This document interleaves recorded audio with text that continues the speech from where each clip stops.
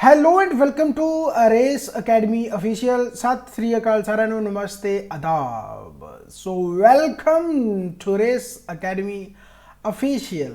अपना एक new initiative है, ਤੁਹਾਨੂੰ पता है एप्लीकेशन अपनी बन चुकी है रेस अकेडमी ऑफिशियल नाम ते एक होर एप्लीकेशन भी आऊगी, ਉਹਦੇ बारे भी जल्दी ही ਤੁਹਾਨੂੰ इन्फॉर्मेशन ਦਿੱਤੀ ਜਾਊਗੀ। सो सब ਦਾ स्वागत है ਤੇ सब ਨੂੰ ਵਧਾਈਆਂ कि ਆਪਾਂ ਇਸ एप्लीकेशन ਦੇ ਵਿੱਚ ਇੱਕ ਨਵੇਂ सिरे तो बहुत वधिया तरीके दे नाल पढ़ाई नूं स्टार्ट करन जा रहे हैं।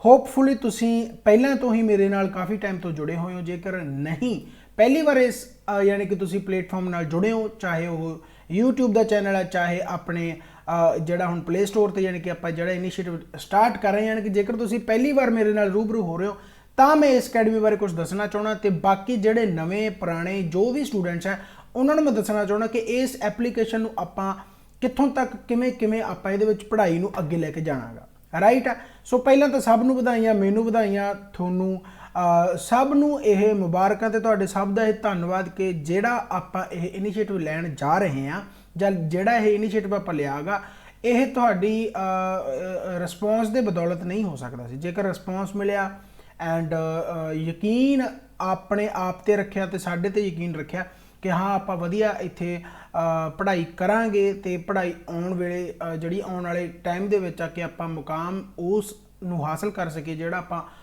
एक तरह नाल कह सकदे भी जिहड़ी अपनी मंजिल हुंदी है, जिहड़ा आपां सोच रखिया हुंदा अपना एम आ जिहड़ा पूरा करगे। सो सब रल मिल के आपां इहदे विच पढ़ांगे, काफ़ी कुछ इहदे विच नवां भी आऊगा ते ऑल तुसीं ऐ कह लो भी जिवें आपां पहिलां लाइव लैक्चर वगैरह सारे लाउंदे रहे हैं जां तुसीं कह लो भी रिकॉर्डिड वीडियोज़ आ जिहड़ियां भी तुहाडे डिमांड्स आ उन्हां सब नूं पूरा कीता जाऊगा। ते नाल नाल तुहानूं मैं बहुत ही वधिया तरीके दे नाल चीज़ां जिहड़ियां इत्थे सॉल्व करन दे तरीके आ जिहड़े अपने, ठीक है ना, प्रॉब्लम जिहड़ियां तुहाडियां हुंदियां उन्हां नूं सॉल्व करन दे तरीके आ जिहड़े उन्हां नूं नਵੇਂ नਵੇਂ ढंग दे नाल दस्सण दी कोशिश कीती जाऊगी, चाहे वो मैं आ जां फिर जिहड़े अपणियां फैकल्टीज़ इहदे विच जो भी टीचर्स वगैरह ऐड होणगे तुहानूं अपने आप टाइम टू टाइम पता लगदा रहूगा। सो एक बारी फिर welcome to Race Academy official अपनी इस एप्लीकेशन दे विच ते यूट्यूब चैनल ते जेकर तुसीं नहीं हो तो उत्थे जाके भी तुसीं सबसक्राइब कर लेना। बाकी अपनी वैबसाइट है उसनूं भी हुण अपडेट करांगे ते तुसीं उत्थे जाके भी वैबसाइट नूं भी चैक कर सकदे हो, उहनूं भी आपां टाइम टू टाइम हुण अपडेट करदे रहांगे। राइट है। सो पहली वीडियो है, पहली वीडियो का आगाज़ सिर्फ रेस अकैडमी ऑफिशियल बारे दसना सीगा। सो प्रैपरेशन इहदे विच आपां गोल जिहड़ा इस एप्लीकेशन नूं बनाउण दा रिहागा वो की है कि ऑल इंडिया लैवल एग्जाम, चाहे वो सेंटर के जिन्ने तरह के भी एग्जाम है उन्होंने सब के बैचेस वगैरह बनाने की कोशिश की जाऊगी, उन्होंने अलग अलग टीचर रखने की कोशिश की जाऊगी।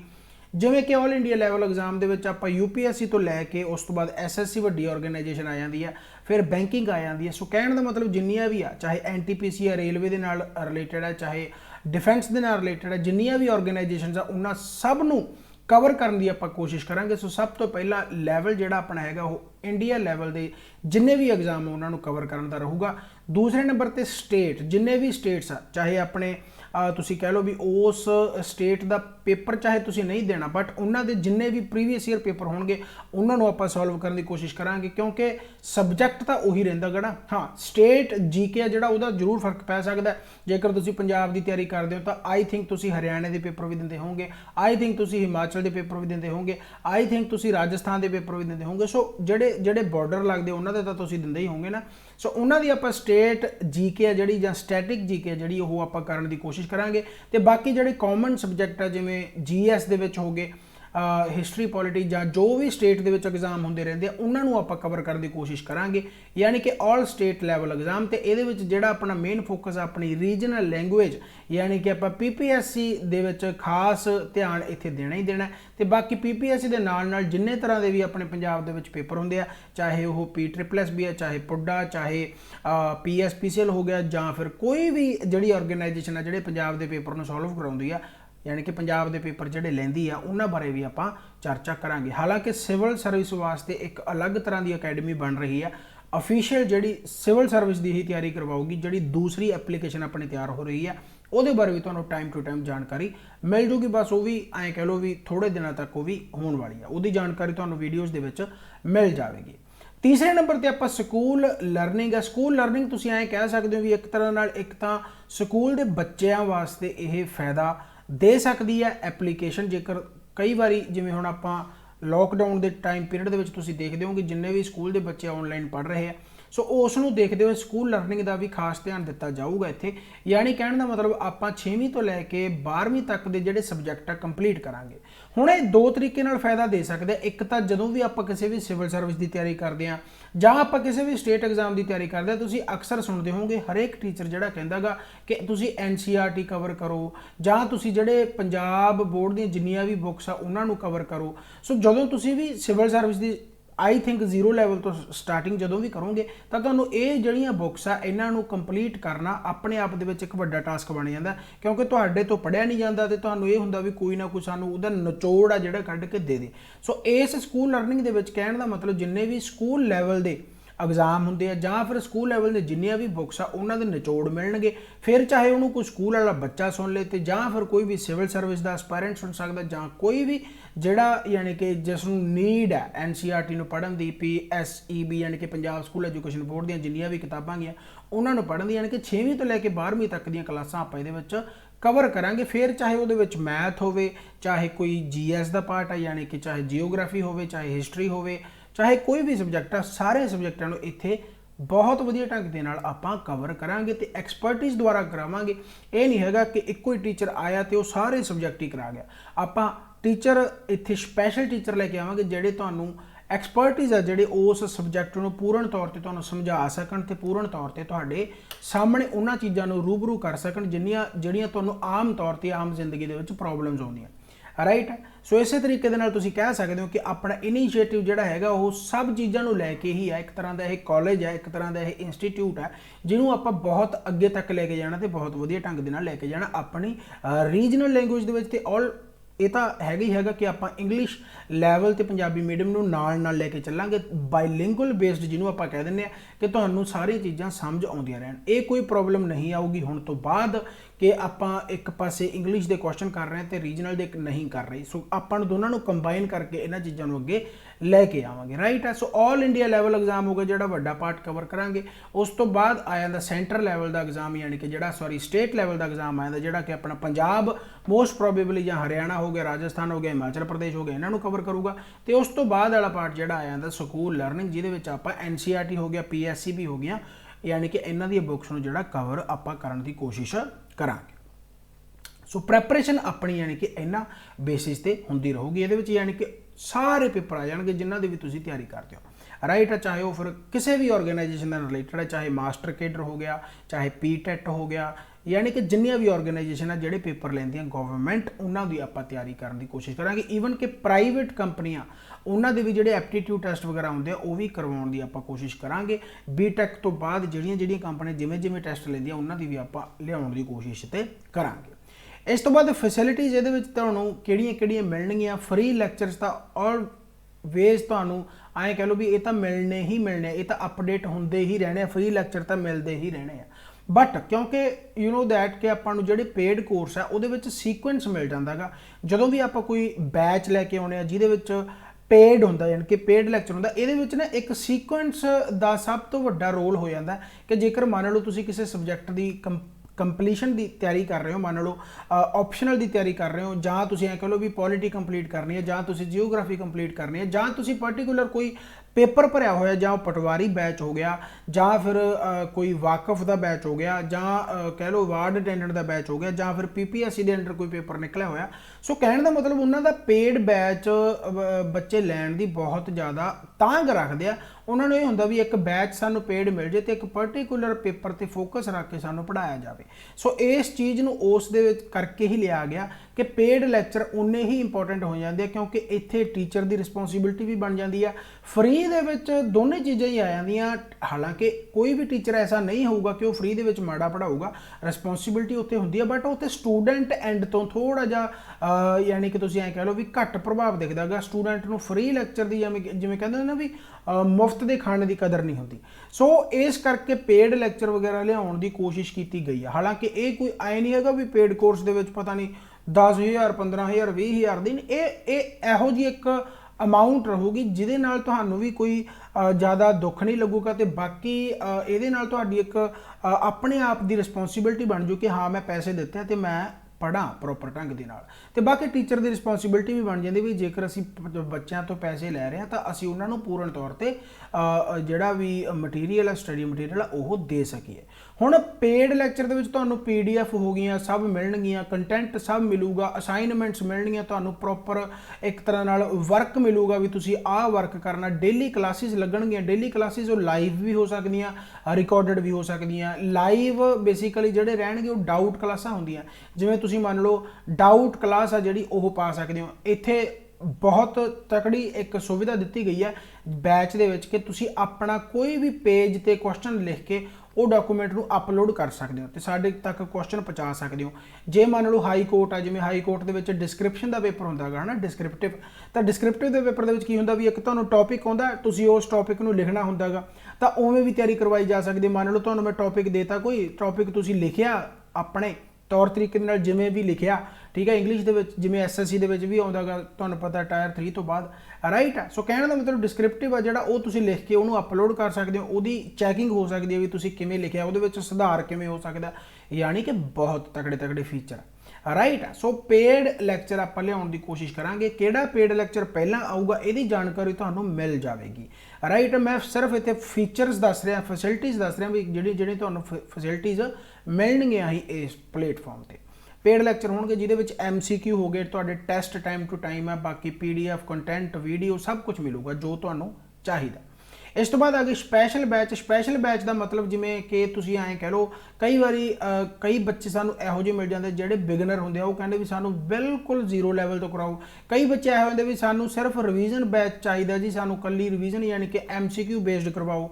ਕਈ ਬੱਚੇ ਇਹੋ ਜਿਹੇ ਆ ਜਾਂਦੇ ਜਿਹੜੇ ਕਹਿੰਦੇ ਵੀ ਸਾਨੂੰ ਐਂ ਕਹਿ ਲਓ ਵੀ ਆਲ ਇੰਡੀਆ ਲੈਵਲ ਦੇ ਪੇਪਰ ਜਿੰਨੇ ਵੀ ਆ ਜੀ ਉਹਨਾਂ ਨੂੰ ਸੋਲਵ ਕਰਵਾਓ, ਯਾਨੀ ਕਿ ਚਾਹੇ ਉਹ PPSC ਦੇ ਹੋ ਗਏ, ਸਟੇਟ ਲੈਵਲ ਦੇ ਹੋ ਗਏ, ਚਾਹੇ ਉਹ UPSC ਦੇ ਹੋ ਗਏ, ਠੀਕ ਹੈ। ਯਾਨੀ ਕਿ ਕਹਿਣ ਦਾ ਮਤਲਬ ਇੱਕ ਖਾਸ ਡਿਪਾਰਟਮੈਂਟ ਦੇ ਉਹ ਕਹਿੰਦੇ ਵੀ ਸਾਨੂੰ ਪੇਪਰ ਮਿਲਣੇ ਚਾਹੀਦੇ ਆ ਜੀ, ਉਹਨਾਂ ਸਭ ਦੇ ਪੇਪਰ ਤੁਸੀਂ ਸੋਲਵ ਕਰਵਾਓ, ਖਾਸ ਕਰਕੇ ਸਿਵਲ ਸਰਵਿਸ ਵਾਸਤੇ ਆ ਜਾਂਦੇ ਹੈਗੇ।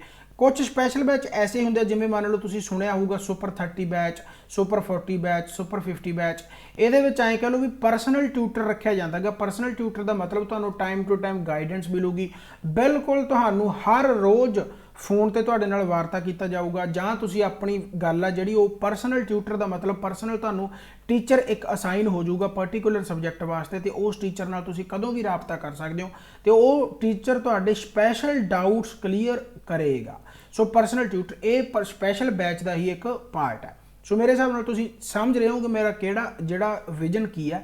ਜਿਵੇਂ ਗੁਰੂਕੁਲ ਤੁਸੀਂ ਦੇਖਦੇ ਹੋ, ਗੁਰੂਕੁਲ ਇੱਕ ਵਿਜ਼ਨ ਹੈ, ਸੁਪਰ 30 ਵਿਜ਼ਨ ਹੈ, ਠੀਕ ਹੈ। ਤਾਂ ਉਸ ਵਿਜ਼ਨ ਨੂੰ ਆਪਾਂ ਲੈ ਕੇ ਆਵਾਂਗੇ ਕਿ ਪਰਸਨਲ ਤੁਹਾਨੂੰ ਇੱਕ ਟਿਊਟਰ ਦਿੱਤਾ ਜਾਵੇ ਜਿਹਦੇ ਵਿੱਚ ਮੈਂ ਵੀ ਹੋ ਸਕਦਾ, ਜਿਹਦੇ ਵਿੱਚ ਆਪਣੇ ਜਿਹੜੇ ਬਾਕੀ ਟੀਚਰਸ ਹੋਣਗੇ ਉਹ ਵੀ ਹੋ ਸਕਦੇ ਆ। ਸੋ ਕਹਿਣ ਦਾ ਮਤਲਬ ਤੁਹਾਨੂੰ ਇਹ ਚੀਜ਼ਾਂ ਬਹੁਤ ਜ਼ਿਆਦਾ ਲਾਹੇਵੰਦ ਹੋਣਗੀਆਂ। ਇਹ ਉਦੋਂ ਤੱਕ ਹੋਣਗੇ ਜਦੋਂ ਤੱਕ ਤੁਹਾਡਾ ਪੇਪਰ ਕਲੀਅਰ ਨਹੀਂ ਹੁੰਦਾ।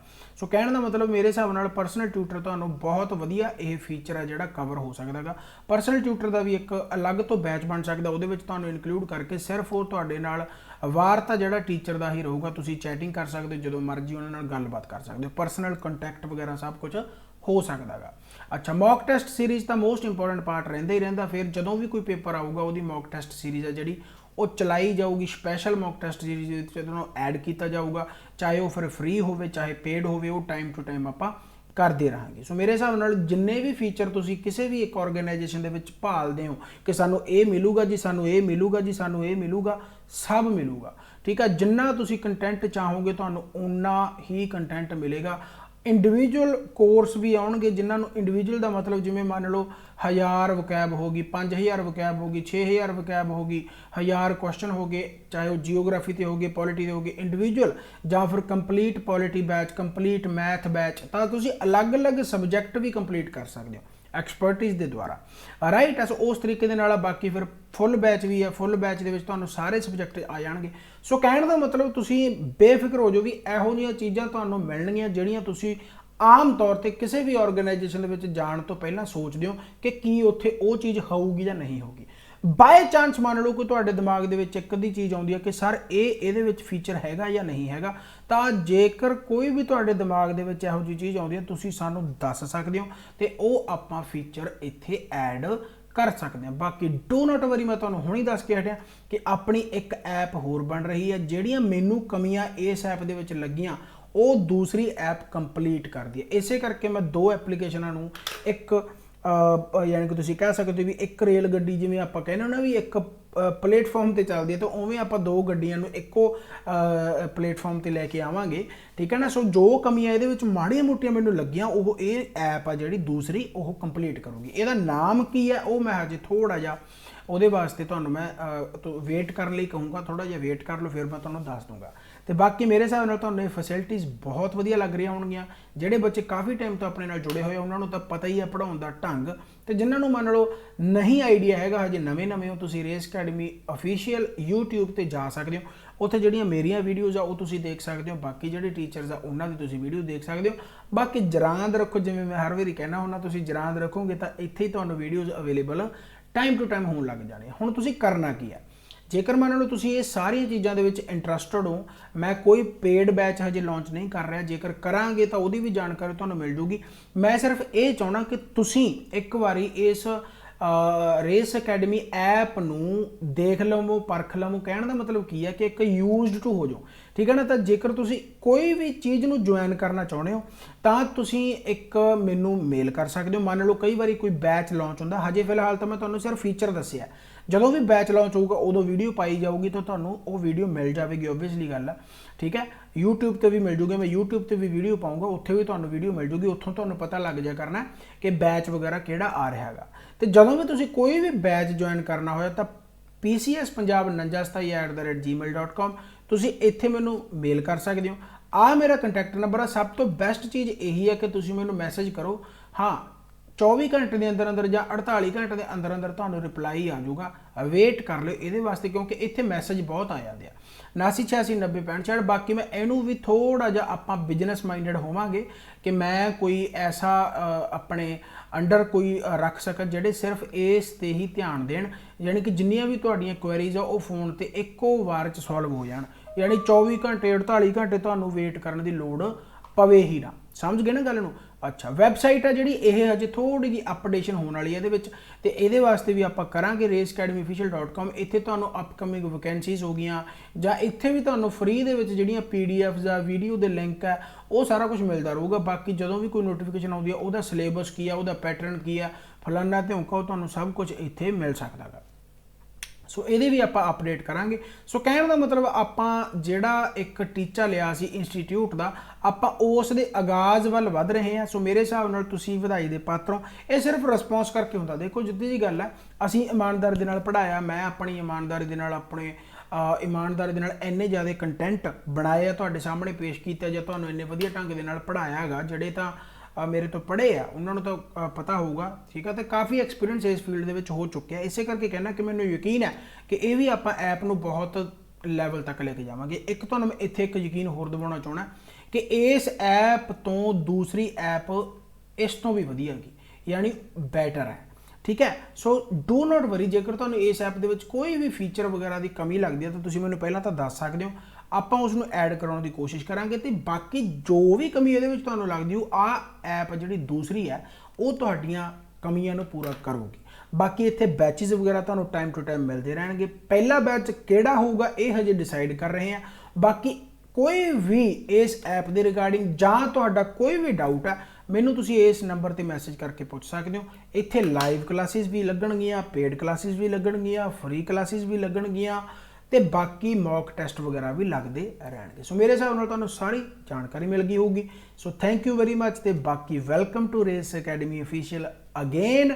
ਤੇ ਤੁਸੀਂ ਵੀ ਵਧਾਈ ਦੇ ਪਾਤਰ ਹੋ ਤੇ ਮੈਨੂੰ ਵੀ ਤੁਸੀਂ ਵਧਾਈਆਂ ਦੇ ਸਕਦੇ ਹੋ। ਸੋ ਆਪਾਂ ਨਵੀਆਂ ਵੀਡੀਓਜ਼ ਨਾਲ ਇਸੇ ਤਰੀਕੇ ਨਾਲ ਮਿਲਦੇ ਰਹਾਂਗੇ ਜੀ। Thank you very much. ਬਾਬਾ ਮਿਹਰ ਕਰੇ, ਚੜ੍ਹਦੀ ਕਲਾ ਚ ਰਹੋ।